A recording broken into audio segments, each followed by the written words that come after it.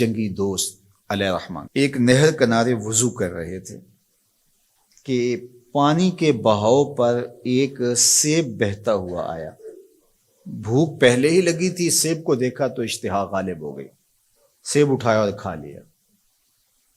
جب کھا چکے تو معاً خیال آیا کہ یہ تو میرا تھا ہی نہیں، تو جدھر سے پانی آ رہا تھا، بہاؤ جدھر سے تھا، ادھر کو سفر شروع کر دیا۔ تھوڑی دیر چلنے کے بعد دیکھا کہ ایک باغ ہے اور اس میں سیب کے درخت ہیں اور اس کی شاخیں پانی کی طرف جھکی ہوئی ہیں۔ مالک کے باغ کے پاس گئے، کہا کہ آپ کے باغ کا کوئی ٹوٹا ہوا سیب اور میں کھا بیٹھا ہوں، تو اس کی قیمت مجھ سے لے لیجئے یا مجھے معاف کر دیجئے۔ تو مالک باغ کا نام تھا عبداللہ صومعی، اور وہ بھی زاہد، نیک اور پارسا تھے۔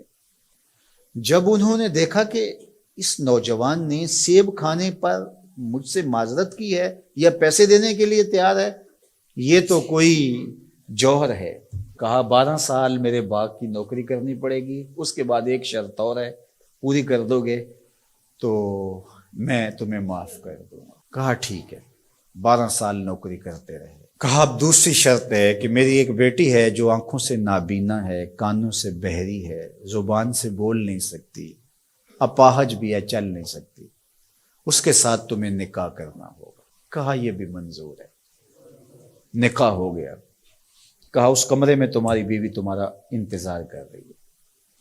جب کمرے میں دیکھا تو ایک صحیح الاعضاء خوبصورت صاحب جمال خاتون منتظر تھی۔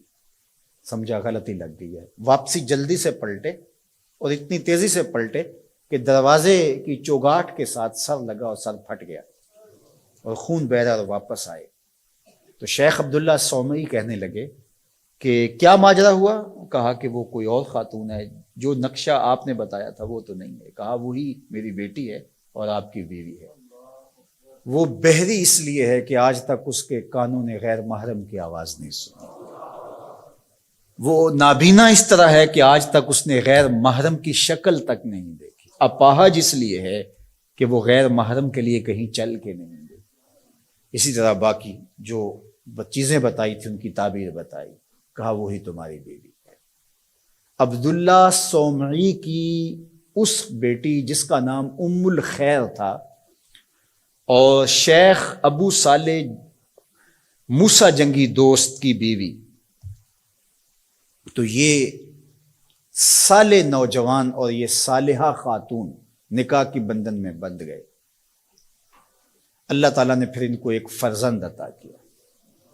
اس فرزند کا نام الشیخ السید عبد القادر جیلانی علیہ رحمہ و رضوان تھا۔ اقبال نے کہا تھا سیرت فرزند از امہات، جوہر صدق و صفا از امہات۔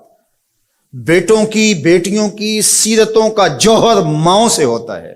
باپ کا رزق حلال اولاد پہ اثر انداز ہوتا ہے۔ رزق حلال اگر آپ کی زندگی میں شامل ہو جائے تو پھر اس کا عملی نتیجہ یہ ہے کہ ایک صالح معاشرت کی بنیاد پڑتی ہے اور آپ صالح معاشرت کے ایک بہترین فرد ہوتے ہیں۔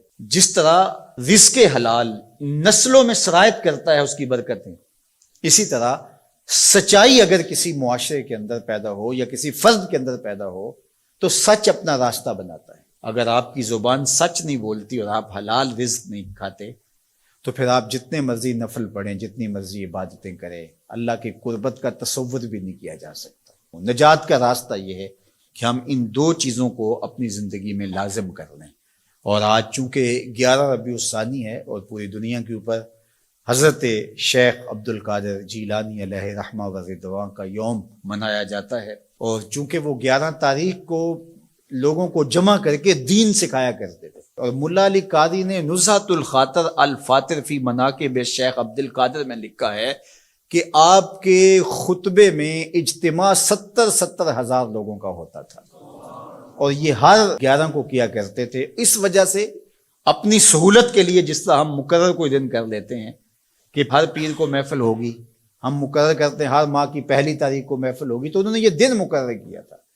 اور اس دن میں جب لوگ دور دور سے آتے، بغداد کے بھی بابو شیخ پہ لوگ جمع ہوتے اور باقی شہروں سے بھی لوگ اس دن آتے کہ چلو آپ کا آواز سنیں گے، تو آنے والوں کو کھانا بھی کھلایا جاتا، کیونکہ حضرت شیخ فرماتے ہیں کہ آدھا فقر بھوکوں کو کھانا کھلانا اور ننگوں کو لباس پہنانا ہے. تو جب جو لوگ آتے تھے تو ان کو کھانا بھی کھلایا جاتا. اب لوگوں کو صرف کھانا یاد رہ گیا ہے، اور جو واز کیا کرتے تھے، جو اس اجتماع کی روح تھی جس کے لیے سارے لوگ آتے تھے، وہ ہم نے بھلا دی ہے. تو ہم عمومی طور پہ رسم پرست ہو جاتے ہیں، روحیں ہم سے رخصت ہو جاتی ہیں. جو بھی چیزیں ہوتی ہیں ان کی روحیں ختم ہو جاتی ہیں اور ان کی رسمیں باقی رہ جاتی ہیں. اور یہ ہمارا المیہ ہے شروع سے، بلکہ اقبال نے کہا کہ پورا دین ہی جو ہے وہ ہم نے رسم رکھ لیا ہوا ہے، اس کی روحیں ہم سے رخصت ہو گئی ہے. رہ گئی رسم ازاں روح بلالی نہ رہی، فلسفہ رہ گیا تلقین غزالی نہ رہی، مسجد مرثیہ خواہ ہے کہ نمازی نہ رہے، یعنی صاحب اوصاف وہ حجازی نہ رہے. حضور نے ارشاد فرمایا لا یبق من الاسلام الا اسمہ ولا یبق من القرآن الا رسمہ مساجدہم عامرۃ وہی خراب من الہدی.